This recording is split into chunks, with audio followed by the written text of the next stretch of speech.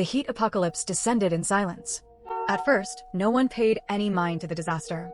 It began with weeks of relentless high temperatures, followed by parched fields and dried-up lakes. By the time people truly grasped the severity of the situation, the end had already arrived. I'm burning up. Why is it so hot this year? Yeah, it's been over 40 degrees for 3 days in a row. This heat is going to drive us all mad. On the commute home, pedestrians hurried along, with almost no one lingering on the main streets. Everyone rushed into buildings as fast as they could to take refuge from the heat. I stopped at an intersection, waiting for the light to change, and glanced at my phone. 5:45 p.m., 38 degrees Celsius. Although it was nearly evening, the sun had not yet set. The scorching sunlight and persistent heat created the illusion that it was still midday. Something about the temperature today felt unusually off. When the light turned green, I hesitated for a moment. Instead of driving straight home, I made a left turn towards the city's largest supermarket, planning to stock up on supplies. Today was Friday, and the weekend was just ahead. If the weather stayed above 40 degrees, I decided I would request time off from work and stay home for a few extra days to escape the heat. Besides, I had just worked around the clock to land a major project, so the company was unlikely to deny my request for leave. I rushed into the supermarket and made a beeline for the fresh food section. I bought a large haul of everyday groceries, then headed to the frozen section for some steaks, frozen fish, and shrimp. After that, I also picked up snacks, sanitary pads, and other daily necessities. In total, I filled 4 entire shopping carts. To my surprise, the supermarket even offered home delivery. I lived alone in a rented apartment in a high-end suburban complex on the 16th floor, not too high, not too low. There were 2 units per floor, each with its own private security door. Perhaps because we were on different schedules, combined with the excellent soundproofing, I had never once met my neighbor in the other unit. Only the occasional umbrella left by the elevator served as a sign that someone else lived on my floor. It took a few minutes to sort everything and pack it into my large freezer and refrigerator. I had specifically bought a large chest freezer after my complex went into lockdown once during the pandemic. It was now about 80% full, 1/3 with my hoard of ice cream, the rest with frozen chicken, duck, offal, and half a side of pork. My mom had sent all of it to me from our hometown. My parents had leased a mountain back in our hometown, where they raised pigs, chickens, and ducks for pleasure. They were constantly sending me frozen meat, and my stockpile just kept growing. As I was stuffing some drinks into the fridge, my phone buzzed with a text message. I glanced at it out of the corner of my eye, a red alert for extreme heat from the Municipal Weather Bureau. A large 41 degree leaped off the screen. Tomorrow, the city's temperature is expected to hit a new high, exceeding 41 degrees Celsius. All residents are advised to avoid outdoor activities between 10 a.m. and 6 p.m. Households with elderly members, young children. I couldn't help but curse when I saw 41 degrees. I immediately picked up my phone to request leave from my boss. In this heat, there was no way I was going outside to be roasted alive. Naturally, I would take as much time off as I possibly could. I did a quick calculation. With the compensatory time I'd accrued from rushing that major project over the past 6 months, plus weekends, I could take about 20 days off at once. Surely it wouldn't still be this hot in 20 days, right? My leave request was approved swiftly. When I came out of the shower, my leave request had already been approved. I also had 2 missed calls from my mom, so I called her back. Hello, Mom. Ching ching, it's scorching hot where you are. Don't go out unless you absolutely have to. What would you do if you got heat stroke all alone? And hurry up and take leave from work, don't go in. You silly girl. Even as a child you used to love running around in 39-degree heat. Mom, you two need to stay cool and protect yourselves from the heat too. Don't hesitate to use the air conditioner, alright? I urged. My mother began to nag, her tone exasperated. I let her ramble on for a good 10 minutes before finally finding an excuse to end the call. This summer was, indeed, abnormally hot. I opened a carton of ice cream, settled comfortably onto the sofa, and turned on the TV as I ate. The recent sustained high temperatures have caused over 1,000 deaths across Europe. Temperatures in some regions of India have surpassed 55 degrees. Experts are saying that such temperatures are no longer fit for human habitation. The moment I turned on the TV, it was flooded with news about the global heat wave. I felt lucky to be living in China, where the per capita air conditioner ownership exceeds 100%. Little did I know then that in the coming days, the relentlessly rising temperatures would soon teach me the true meaning of unfit for human habitation. Throughout the weekend, I blissfully kept the air conditioning on 24/7, sleeping in as late as I wanted. I'd wake up to watch shows, play games, and cook myself a nice dish or a hearty soup at mealtimes, a perfect stay-at-home vacation. One morning, while I was sleeping soundly, I was jolted awake by my ringing phone. A glance at the caller ID showed it was my colleague, Huang Ling. Ching Ching, why didn't you come to work today? I took some time off. A long vacation, actually. You won't be seeing me until next month. I let out a long yawn. He was the colleague I was closest to at the company. I quickly sat up and said, it's nothing serious. It's just too hot, and I wanted a break from work. Don't worry about me. I chuckled. I'm so jealous you can take time off now. I still have some loose ends to tie up on my project. Otherwise, I'd have taken some time off myself. You know what? The back of my hand got sunburned on my way to the office this morning. Huang Ling complained for a bit, then hung up. I glanced at the time. At 8:45 in the morning, I got out of bed, pulled open the blackout curtains, and opened the window. A wave of heat immediately hit me, so intense that the very air in my line of sight seemed to distort. I quickly shut the window and drew the curtains. This heat is ridiculous. In this kind of weather, how are people who work outdoors supposed to survive? I glanced at the weather forecast. It showed 39 degrees, but it quickly refreshed and changed to 40. And the forecast for the next few hours showed a continuously rising trend. Was I going crazy, or was the weather forecast? Yesterday's high was 40 degrees, and today it was projected to hit 43. Filled with apprehension, I made a simple breakfast, gathered the trash, and planned to take it downstairs before the weather got even hotter. As I opened the door, I ran into Xiaochen from property management, who had just knocked on the door of the apartment across the hall. He turned, saw me, and gave me a smile. I smiled back, my gaze shifting to my neighbor, whom I had never met before. He was a man with slightly long hair and dark circles under his eyes, looking as if he had just woken up. Our eyes met, and we nodded at each other. Great, you're here too. You might as well both listen to this. Here's the situation. Due to the high temperatures over the next few days, there's a strong possibility of power outages. If the power goes out, don't panic. Our complex has a solar power system, but it takes about 10 minutes to kick in after an outage. In the meantime, please try to conserve electricity. We'd appreciate it if you could set your air conditioners to 26 degrees or higher. Will the water be cut off too? I asked. We're not sure yet, but we recommend everyone store some drinking water at home. This heat is truly abnormal, and we at Property Management can't offer any guarantees. We sincerely apologize. The man from across the hall nodded and then promptly shut the door. He didn't seem very polite. Xiaochen, however, didn't seem bothered. I asked if he wanted to come in and rest for a moment, but he declined. He said he was in a hurry to inform every household in the building in person to make sure no one missed the news. He even took out my trash for me on his way. The 20 yuan per square meter management fee was definitely money well spent. The complex had state-of-the-art facilities and the service was impeccable. After he left, I went to the window and noticed that the sirens of ambulances and fire trucks were unusually frequent today. Curled up on the sofa, enjoying the air conditioning and eating a popsicle, I felt a sudden pang of guilt. The online news feed was a constant stream of reports about disasters triggered by the extreme heat in various regions. One video in particular shot to the top of the trending list. The video showed a reporter broadcasting live outdoors under the scorching sun. For the first 30 seconds, he was hatless.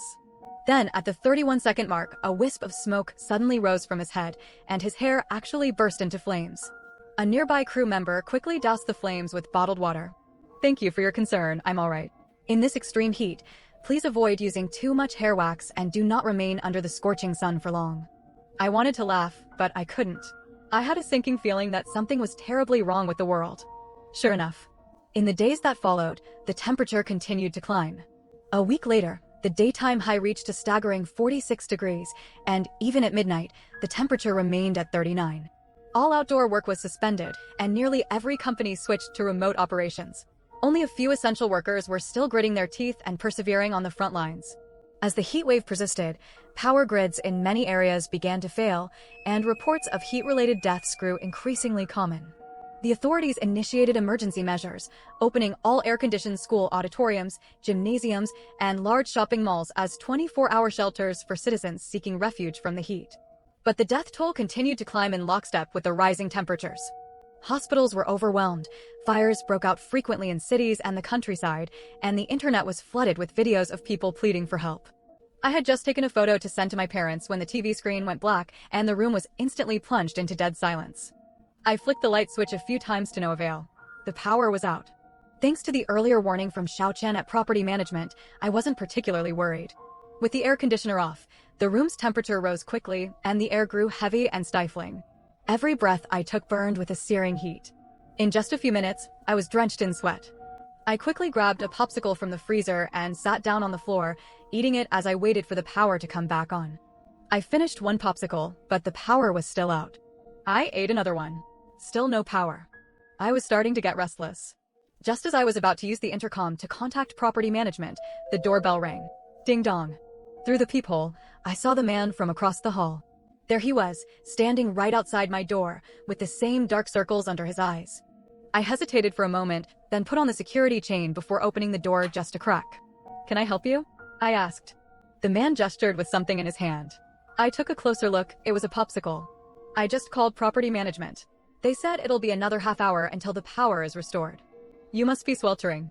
Have an ice cream bar to cool down. I have plenty more. If you still feel hot, you can come and get another one anytime." "Thank you, but that won't be necessary." Perhaps sensing my defensiveness, he didn't press the matter. He simply placed the ice cream bar on the shelf by my door and left. I watched through the crack of the door as he went through 2 security doors and back into his own apartment. And shut the door. Perhaps he really was a good person. In times like these, ice cream bars were a scarce resource. I opened the door and took the ice cream bar inside. Then I grabbed one of my own. After I finish this one, I won't open the freezer again to keep the cold air from escaping. It was unbearably hot. About 20 minutes later, I was spread-eagled on the floor, panting heavily like a dog. Hot, yet I dared not open the window, fearing it would be even hotter outside. A scorching 46 degrees Celsius. Wait. That's not right. 1538. Update successful. My eyes widened as I stared at the just refreshed temperature on my phone, and I nearly cried out. 48 degrees. It's already reached 48 degrees. Impossible. I must have misread it. I kept tapping the screen to refresh, but it showed 48 degrees 3 consecutive times. Then, my phone abruptly lost its signal. Not only was the internet down, but all communication functions were completely lost. The ambient temperature was rising relentlessly, and I felt the room itself was approaching 40 degrees. Every breath was a blast of hot air, making me feel as if I were about to suffocate. I rushed to the door, snatched the intercom from the wall, and pressed the button to call property management. A long silence. No one answered. Had even the property management office ceased to function? Heat and fear instantly consumed me. The sound of my own breathing filled the room. The soundproofing was so good I couldn't hear a single sound from the outside, as if I were on a deserted island. I forced myself to calm down, went to the freezer, yanked it open, and pulled out a frozen duck to clutch to my chest. This duck had been frozen for months, solid as a rock from the inside out. It cooled me slightly and helped me compose myself. I began to analyze my situation. What should I do if I got heat stroke alone in the apartment? Of course, the heat stroke remedy. I opened a vial of the heat stroke remedy and also took out some essential balm, dabbing it on my forehead, neck, and armpits to dissipate the heat. Then I got a blanket from my room, soaked it in a large basin of water in the bathroom, and draped it over my shoulders. I had done everything I could think of. I devoured an ice cream bar in a few bites, my eyes constantly darting to the clock on the wall. I regretted not buying a digital clock with a built-in thermometer, so I had no way of knowing the temperature in the room. Then again, even knowing the temperature would have been of little help. I don't know how much time passed, perhaps a few minutes, perhaps half an hour. Suddenly, the intercom by the door crackled to life. Attention all residents. The city is facing a severe heat wave. The complex's solar panels have been damaged by the heat, and power cannot currently be restored. Residents may proceed to the underground parking garage for temporary shelter from the heat. The current temperature on the B1 level of the garage is 39.8 degrees and 38 degrees on the B2 level. Of course, the underground garage. How could I not have thought of that? I was about to rush out the door, but I stopped, grabbed my backpack, and put the frozen duck inside. I also stuffed in the remaining essential balm, the heat stroke remedy, 2 loaves of bread, and 3 bottles of water before finally opening the door. Just as I opened my door, the one across the hall opened too, and out stepped my neighbor, a large backpack on his shoulders. What a coincidence. This neighbor, whom I had never encountered before, I had now seen every single time I opened my door since the heat wave started. Come with me. My car's got a full tank of gas. I instinctively took a step back. Sorry, I don't mean any harm. You must have a car too. We can use the AC inside. When my car runs out of fuel, we can move to yours. That way we can hold out for longer. He looked me in the eye, seeming somewhat at a loss. There were windows in the hallway, and the sunlight pouring in made it even hotter than my apartment. The air I inhaled burned, and my vision began to swim. I gasped for a few breaths, grabbed my car keys from by the door, and shut it behind me. In a natural disaster like this, no one can make it on their own. Sticking together is the only way to survive. I had to agree with him. My neighbor walked ahead of me and opened the door to the stairwell. Instantly, a wave of coolness washed over me. The 16th floor stairwell, usually deserted and always stuffy due to poor ventilation, was now surprisingly cool. The basement, I figured, would be even more pleasant. My longing for the cool air made me walk faster. Soon, the stairwell was filled with the echoing sounds of footsteps, accompanied by curses and the wailing of children. It must have been the other residents, having heard the announcement from property management, all making their way out. Passing the 5th floor, I saw an elderly man with white hair sitting on the ground against the wall, unresponsive to the people going by. I hesitated for a moment before saying, "Sir, would you like me to help you?" "No need. Get lost." I was startled and quickly continued downstairs. Upon entering the first basement level, my neighbor took out his car keys, and a car near the stairwell flashed its lights twice. He rushed over, yanked open the driver's door, tossed his backpack onto the passenger seat, and started the car. As the engine roared to life, the car shuddered slightly, and the smell of gasoline hit me. I get carsick easily, but with no other choice, I had to scramble into the back seat. The car was spacious, but the air inside was awful, thick with the sour stench of fermenting fruit. I was already prone to motion sickness. The smell of gasoline mixed with that strange odor almost made me vomit. I looked around and, sure enough, found a bag of rotten fruit. After a moment's hesitation, I decided against throwing it out. Instead, I tied the plastic bag shut and tossed it into the farthest corner. I hadn't brought much food. I had to prepare for the worst. With the air conditioning on, the temperature inside the car gradually began to drop. Though still stuffy, at least it was no longer sweltering. People began to pass by, one after another, getting into nearby cars. Clearly, they'd all had the same idea as my neighbor. Some who entered the basement level and saw the cars full of people turn back, presumably to get their own keys. Others hesitated for a moment before heading toward the second basement level. I saw a property management staff member hurry past the stairwell, carrying a case of mineral water. "Let me introduce myself. I'm Lu Zhou. And you are?" my neighbor in the driver's seat said. "I'm Feng Qing." After that, we fell silent, quietly taking in the gradually cooling air inside the car. This catastrophe. I wondered when it would ever end. The air and the atmosphere were equally oppressive. The hum of the car's air conditioning was the only sound. After a long moment, he turned on the car radio. According to reports, the extreme heat will persist for another week. Residents are advised to avoid going outdoors whenever possible. The moment he turned it on, the news was grim. I sighed, silently calculating whether the water and bread in my backpack would be enough. If I'd known, I wouldn't have brought the duck. I could have packed more food and water. Temperatures in Greenland are nearing 70 degrees Celsius, glaciers are melting, extreme weather is rampant globally, and half the planet has turned red. Scientists predict that the highest temperatures may continue to rise over the next decade. Lu Zhou flipped through a few more channels before silently turning it off. There was no point in listening any longer. Each report was more distressing than the last. Because the car was parked so close to the stairwell, a steady stream of people passed by. They were young and old, mostly families, all hurrying. I watched them in silence. The light overhead flickered, and my heart skipped a beat. Just as the thought crossed my mind, Lu Zhou, in the driver's seat, suddenly slammed a fist on the steering wheel. "Feng Qing, I was wrong. We have to go back upstairs. We never should have come down. There are too many cars. It's going to get incredibly hot and dangerous in here." "You mean?" I realized what he was implying and quickly scanned our surroundings. It seemed nearly everyone with a car had the same idea of taking refuge from the heat. 9 out of 10 cars around us were already running, and more people were still streaming into the garage. The exhaust from the idling cars would raise the temperature, and with it, the carbon monoxide levels. "We have to go back upstairs." I rubbed my temples. Going down was easy, going up was another story, especially to the 16th floor. "If you don't want to go back up, you can stay in my car. You should be safe as long as you don't get out," but Lu Zhou trailed off. Once the fuel ran out, I'd have to leave the car anyway. By then, I'd not only face the scorching heat, but also risk carbon monoxide poisoning. "I'm going up." Weighing my options, I made my decision. The two of us got out of the car just as a mother and daughter were approaching. I tried to offer a friendly warning, but the woman didn't even glance at me as she continued on. I said no more.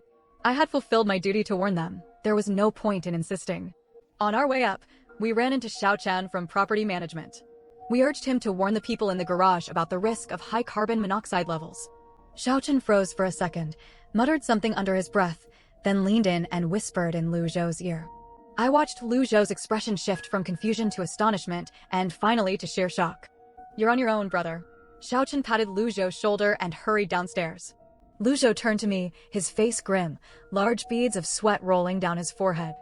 Xiaochen just said the thermometer at the management office isn't reading 48 degrees, it's 56. The coronavirus can only survive for 30 minutes at 56 degrees. I was panting heavily, and so was he. The small space echoed with the sound of our gasps for air. The ambient temperature was rising steadily. Every breath was like being in a sauna, inhaling a blast of hot air, exhaling a wave of oppressive heat. The number was so staggering, I suspected Luzhou must have misheard. Perhaps it was 46 degrees, but that was already terrifying. How could it possibly climb to 56 in such a short time? The intense heat thinned the air, and after climbing so many floors, I felt as if my entire body was about to catch fire. Luzhou didn't answer. He simply opened a bottle of water, drank half, and poured the rest over his head. His face was flushed red from the heat, so much so that his dark circles had vanished. I took out the last remaining bottle of water from my bag and, copying him, drank half and poured the rest over my head. The water bottle, having been pressed against a mostly thawed duck, was still faintly cool, clearing my head a little. I struggled to think with what few brain cells the heat had left me. It was around 4:30 in the afternoon, with at least another hour and a half until sunset. Without air conditioning. The temperature difference between indoors and outdoors is typically 3 to 5 degrees. That meant if I went home now, I would likely have to endure scorching temperatures of over 50 degrees. Just then, there was the sharp crack of shattering glass. The intense heat had warped the metal window frame, causing the glass to shatter. A wave of even more scorching air instantly rushed in. Without a second thought, we quickened our pace. By the 13th floor, I was gasping for breath, clinging to the scalding handrail, my legs so stiff I could barely take another step. Luzhou turned back, grabbed me, and started pulling me upward. The heat felt as if it had taken physical form, a fiery dragon in relentless pursuit, breathing 1,000-degree flames that threatened to incinerate us at any moment. Finally, we reached the top floor. I practically crawled the rest of the way, the floor searing my palms with pain. I wanted to scream in agony, but my throat was so dry I couldn't make a sound, as if it were about to catch fire. Luzhou fumbled for his keys, but he just couldn't get them out. From behind, I tugged on the hem of his shirt and pointed to my door. The code is 0726. Thankfully, the keypad lock hadn't been damaged by the heat. We scrambled inside, greedily drinking in what little coolness remained in the air. What a huge freezer! I heard Luzhou exclaim, his voice filled with pleasant surprise. Coming back to my place had been the right call. With all the ice I'd stored, plus the large amount of water I'd collected in the bathroom in case of a water shutoff, surviving the next hour plus should be no problem. A few moments later, Luzhou and I were lying in the bathtub. A few frozen chickens floated in the water, and other frozen goods were placed all around the bathroom. The scene was rather comical. But as long as it worked, that was all that mattered. At least the temperature in the bathroom had dropped to a tolerable level. You're really something else, stocking your freezer with this much meat. Preparing for a zombie apocalypse. Luzhou teased, prodding at a frozen duck in the water. I'd almost prefer a zombie apocalypse, I said coolly, gazing out the window. At least then I could hold out at home for a few months instead of being cooked alive. Perhaps because it was smaller and in a shaded spot, this window hadn't cracked from the heat. Outside, a golden glow bathed the city, making it seem illusory and unreal. If this is a dream, I hope I wake up soon. 2 hours later, the sun finally set. The golden sheen faded from the city's rooftops as darkness gradually enveloped the land. Luzhou opened the door, stepped out of the bathroom, and took a deep breath. It's finally cooling down. Suddenly, my vision went black, and I lost consciousness. When I opened my eyes again, I was looking at the living room. I was lying on the living room sofa. It seemed I had been out for the whole night. Luzhou walked over and handed me a drink. You're awake? The water went out in the middle of the night, the power is still off, and there's no cell signal. I remained silent. If today was as hot as yesterday, it would be even more unbearable. I have some good news. The phone's radio function still works, so we can listen to the news before the battery dies. I've got 1% battery left. All citizens are urged to remain indoors during the day, stay hydrated, and refrain from going outside. Please await rescue. The maximum temperature during this heatwave disaster may reach 60 degrees Celsius. The phone's battery died, and it shut down automatically. I stared at him numbly. A high of 60 degrees. That number made me wonder if I was living on the legendary Flaming Mountains. Do you have a power bank? I went into the study and took out 2 power banks. Just as I was about to bring them out to him, an idea flashed through my mind. I quickly pulled out the box from under my bed. A home solar charging kit? Luzhou asked. What's this? I bought it a while ago, but never opened it. I was truly in awe of myself. In recent years, after my promotion to management, I'd been earning quite a bit. My urge to shop grew accordingly, and I would buy anything that caught my eye as novel or potentially useful. If I remember correctly, I bought this solar charger a year and a half ago. Back then, I had considered buying an RV to travel, but I gave up on the idea because there was nowhere to park it. I had, however, already purchased a fair amount of wilderness survival equipment in preparation. You're amazing! To think you had something this good. Excited, Lu Zhou immediately helped me unpack it, and we began setting it up according to the instruction manual. Half an hour later, just before sunrise, we placed the solar charging panel on the bedroom's bay window. We drew the curtains of the bay window, dragged a freezer into the bedroom, and surrounded it with small fans. The sun rose slowly, casting its golden light across the land once more, and the temperature climbed with it. Lu Zhou glanced at me, and I nodded. Without hesitation, he flipped the switch.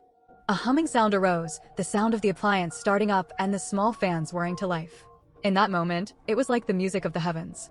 When I bought the freezer, I had reasoned that I wouldn't need a deep freeze function, so I purchased a model with lower power consumption. As long as the solar panel provided enough power, maintaining its basic operation shouldn't be an issue. Now, the freezer was filled with drinks and bottled water. Some of it was mine, and the rest Lu Zhou had brought over from his place.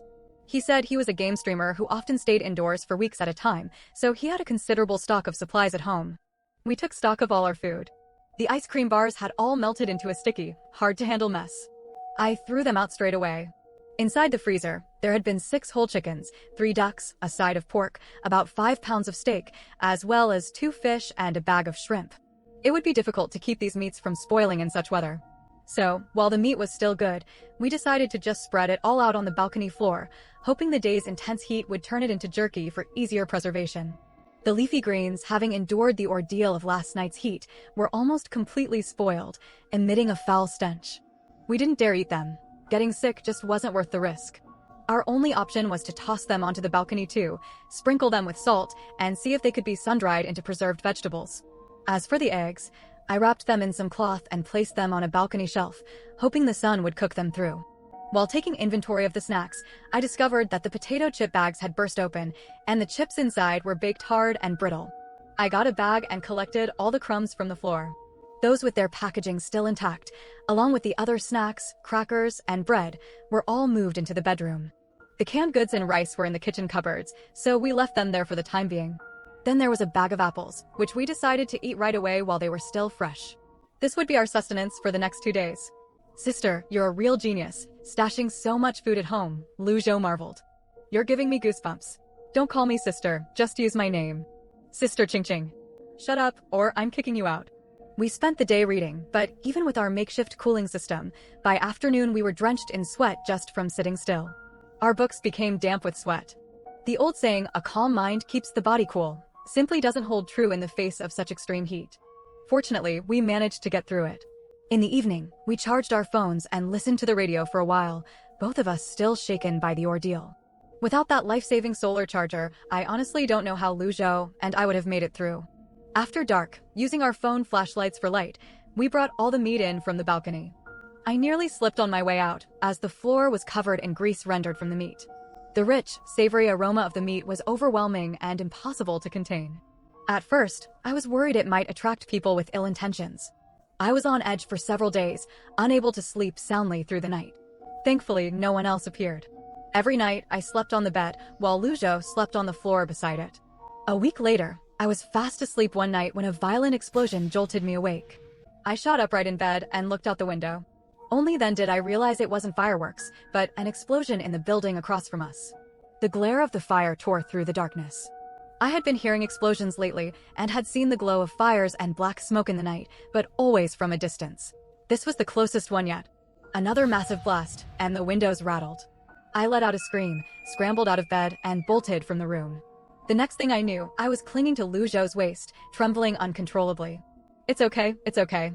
It's in the building across from us. The fire can't reach us here. He reached out, a bit stiffly, and stroked my hair. I shuddered and shoved him away forcefully. Fong Qing, don't come over here. I'm fine, I'm fine. Gritting my teeth, I dashed into the bathroom and slammed the door shut. The fire in the building opposite was now fully ablaze, and I could almost hear its crackling and the sound of screams. Fong Qing, are you okay? Lu Zhou knocked twice on the door. I crouched down, hugged my knees, and covered my ears. The lingering sound of the explosion in my mind mingled with Lu Zhou's knocking, assailing me like a relentless torrent of rain. I'm fine. Don't worry, I'm right out here. You're safe, nothing's going to happen. Just try to calm down. I think that's what Lu Zhou was saying. The knocking stopped. I couldn't hear him clearly. I just remained crouched there, watching through the window as the flames in the opposite building grew ever brighter. Someone burst from the flames, plummeting straight down like a wingless bird. Someone appeared at a window, frantically waving a flashlight to signal for help. Others threw water down from the upper floors, but it was to no avail. The blaze continued to intensify until it engulfed the entire building. The flames soared into the sky. Ironically, though the building opposite had become a raging inferno, the temperature here, less than 100 meters away, had barely risen. I just hugged my knees, my eyes wide open until dawn. The fire burned throughout the night and was still not fully extinguished by dawn. There was a knock on the door. Fongqing, it's me, Lu Zhou. Take a look outside. Is it raining? You could call it rain, but it was merely a few sparse drops. You wouldn't have noticed if you weren't looking closely, as they all but evaporated in midair. Half an hour later, I looked down from the balcony. The ground was still golden yellow. The sun came out and the temperature rose as usual. There are clouds seeding in the neighboring area. We're just catching some of the drift. Lu Zhou stood behind me, holding his phone. This little bit of rain won't do much, but the fact that there's cloud seeding means the authorities are still functioning. If we can just hold on, we'll surely see the day the temperature finally drops. We couldn't lose faith in our survival. I brought over 2 more cases of water. The high temperatures won't last forever. It should be over soon. Several spots on the building opposite kept reigniting, sending up plumes of thick smoke that obscured part of the sky. Sunlight filtered through the black haze, casting a crimson glow haloed by an orange light, menacing and foreboding. Faced with such a scene, we were both distracted. We tried to play cards, but each of us kept forgetting what had just been played. In the end, we gave up on the game and each picked up a book to read. At some point, I went to the bathroom and found that the water in the bathtub, which we used for flushing, was nearly gone. The wash basin and buckets were completely empty, too. To conserve water these past few days, we had an unspoken agreement to only flush after a number 2, and for bathing, we simply wiped our bodies with a damp towel. But even that was no match for the prolonged heat and rapid evaporation. With the water for the toilet running low, we decided to flush only once a day. Lu Zhou gave a wry smile when he heard, but he didn't object. We both knew we had no other choice. Thankfully, 3 days later, in the middle of the night, it finally began to rain. It was cloud seeding again, only this time, it was directly over our city. The downpour in the suburbs was quite heavy too. Our excitement was palpable. We placed every water-holding container we had on the balcony, hoping to collect as much as possible, and seized the opportunity to grab towels and wash our bodies and hair. I could hear happy laughter from the floors above and below. Clearly, many others in the building were still holding on. Half an hour later, the rain stopped. It came as quickly as it went. The buckets were filled less than a third of the way, but they brought with them a welcome coolness and a renewed sense of hope. To celebrate, Lu Zhou and I opened 2 cans of yellow peaches as a reward for ourselves. There was still plenty of food. The intense heat suppressed our appetites anyway. We hadn't touched the half carcass of pork that had been baked dry, having only eaten a few of the chickens and ducks. We were never short on drinking water or other beverages, though. I still hadn't finished the drinks I'd stockpiled from the supermarket before the disaster. Just a little longer. We could definitely make it through. Just as I had changed into clean clothes, more good news arrived. The cell signal was back. A flood of text messages came in immediately. So as not to miss any news from the outside world, we had maintained a silent routine of keeping our phones fully charged each day, even when there was no signal. I picked up my phone and glanced through the messages. They were mostly safety alerts and heat warnings, along with some information about shelters issued by the authorities. We hurriedly called our parents. I'm fine here, really good. I have enough water and food. You two must take good care of yourselves, don't? But as for me, I couldn't get through to my parents, no matter how many times I tried. I burst into tears out of anxiety. I hadn't cried through all the days of hardship, nor when I was terrified by the fire in the building opposite. But when I couldn't reach my parents, thousands of miles away, I finally broke down. A pair of slightly stiff, yet warm arms gently wrapped around me. I flinched, my body trembling slightly. Don't be afraid. It's me. I won't hurt you. They must be in an area where the signal hasn't been restored yet. I'm sure they're just as anxious to contact you. If the signal came back once, it will surely come back again. Let's just be patient and wait, okay? Although his embrace was clumsy and his words of comfort were unoriginal, the sound of his voice gradually calmed me. Okay, we'll wait. However, the following days brought no more good news. The temperature quickly rose again, climbing even higher than it had been before the cloud seeding. It felt as if the Earth was about to explode, or rather, that humanity could no longer survive on its surface. Lu Zhou walked past, carrying 2 cases of mineral water. The bottles, warped by the heat, were askew. One had slipped from its plastic wrapping and was on the verge of falling. I quickly reached out to study it. I had no idea how he managed to have so much bottled water at home. All told, he must have moved at least a dozen cases over the past few days. I helped him move the bottled water into the bedroom, placing it in the freezer 1 bottle at a time.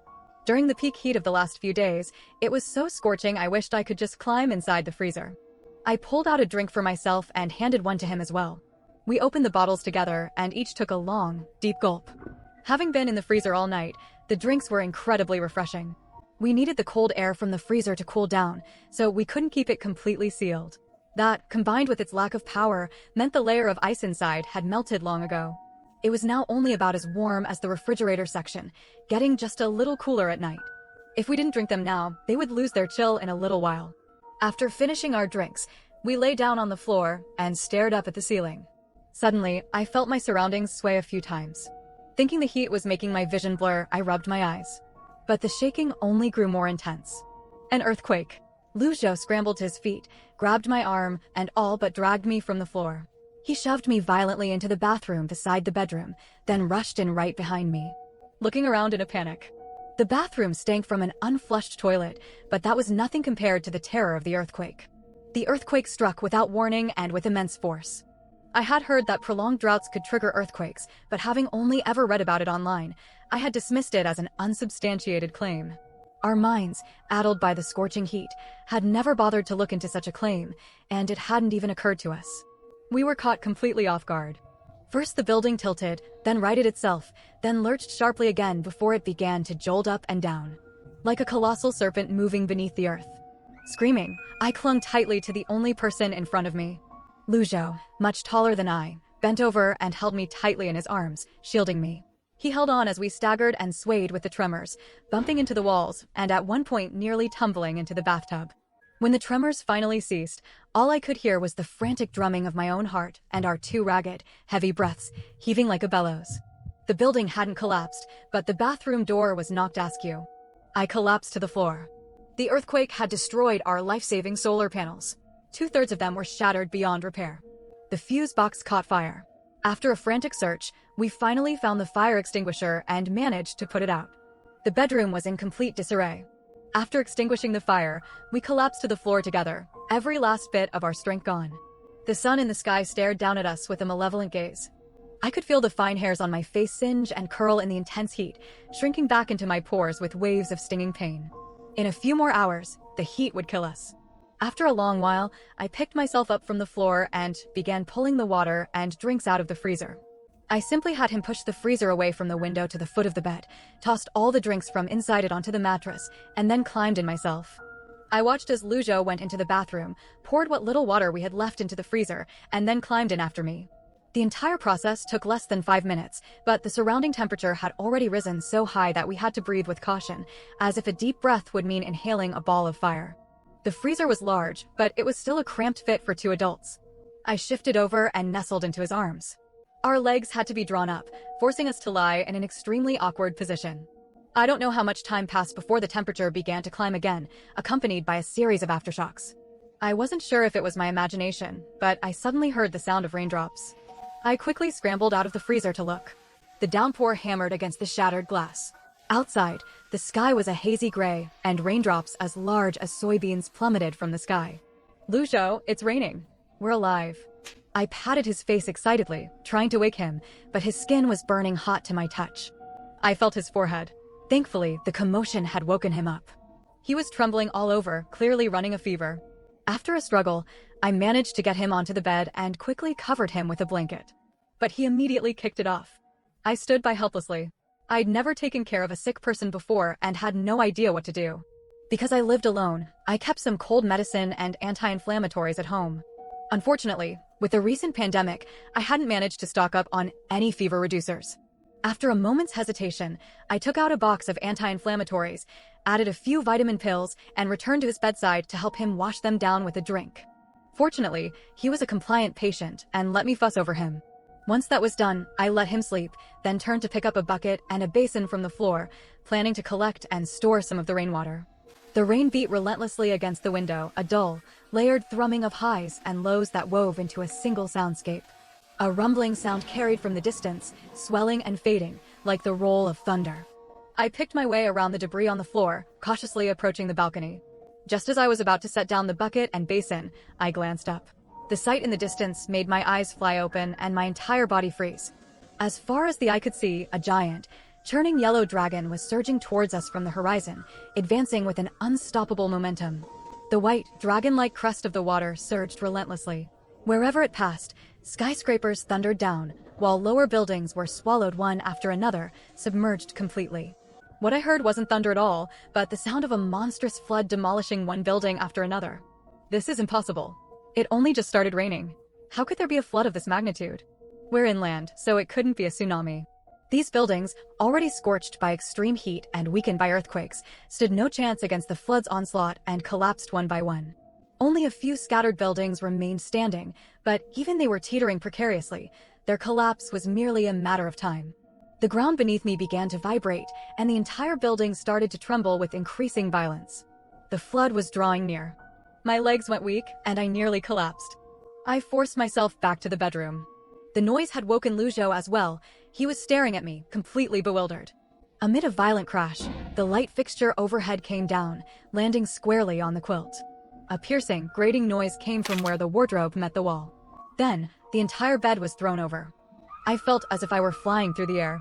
Just as I collided with something, a hand yanked me back forcefully. It was Lujo gripping my hand, but amid the deafening roar, I couldn't hear his voice at all. We tumbled through the air as we fell. The shaking continued beneath us. I opened my eyes. The building hadn't collapsed, but its exterior wall was gone. Quick, to the 16th floor. This building has 33 stories. The 16th is in the very center, the most structurally sound location, and it's the highest point the local fire ladders can reach. Just then, we saw a helicopter fly past outside. Hope surged within us in an instant. Suddenly, the building was rocked by a violent tremor. The wardrobe fell toward Lujo, pinning him underneath. With the roar of the flood drawing ever closer, I ignored Lujo's agonized cries and ran desperately for the 16th floor. Debris was constantly falling in the stairwell, but luckily, I made it through unscathed and finally reached the balcony on the 16th floor. Just then, a rescue helicopter passed by. I screamed with every ounce of my strength. The helicopter spotted me and lowered a rope. But at the very moment I grabbed the rope, the entire building collapsed. I was saved.